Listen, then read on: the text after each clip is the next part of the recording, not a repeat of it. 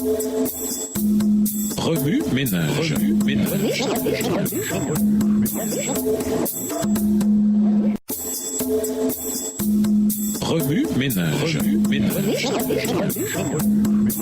Bienvenue dans votre émission. Remue ménage. Nous voilà à la leçon de mardi. Investiguer. Lisons Exode 2, les versets 1 à 10, Genèse 49, les versets 22 à 26, et nous vous invitons à lire Genèse, les chapitres 37, 39 et 41 à 50.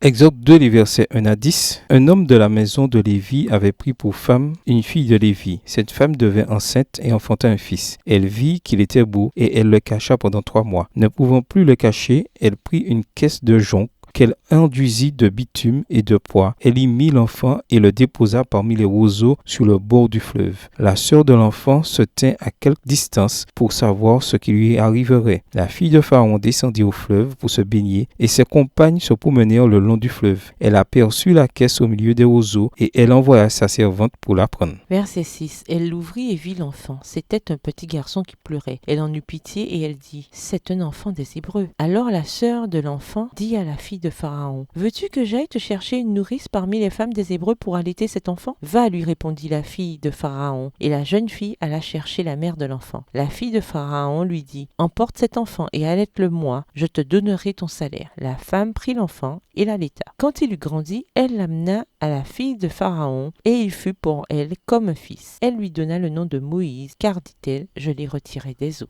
Genèse 49, versets 22 à 26. Joseph est le rejeton d'un arbre fertile. Le rejeton d'un arbre fertile près d'une source. Les branches s'élèvent au-dessus de la muraille. Ils l'ont provoqué, ils ont lancé des traits. Les archers l'ont poursuivi de leur haine. Mais son arc est demeuré ferme et ses mains ont été fortifiées par les mains du puissant de Jacob. Il est ainsi devenu le berger, le rocher d'Israël. C'est l'œuvre du Dieu de ton père qui t'aidera. C'est l'œuvre du Tout-Puissant qui te bénira. Des bénédictions des cieux en haut, des bénédictions des eaux en bas, des bénédictions des mamelles et du sein maternel. Les bénédictions de ton père s'élèvent au-dessus des bénédictions de mes pères, jusqu'à la cime des collines éternelles. Qu'elles soient sur la tête de Joseph, sur le sommet de la tête du prince de ses frères. Remue ménage. Quelle relation ces versets ont-ils avec le passage principal? Quels autres récits vous viennent à l'esprit où le personnage principal a appris de grands principes de vie à partir de la souffrance? Au revoir. Et à demain si Dieu veut.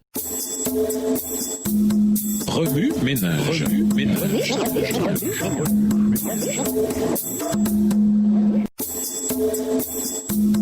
Remue ménage.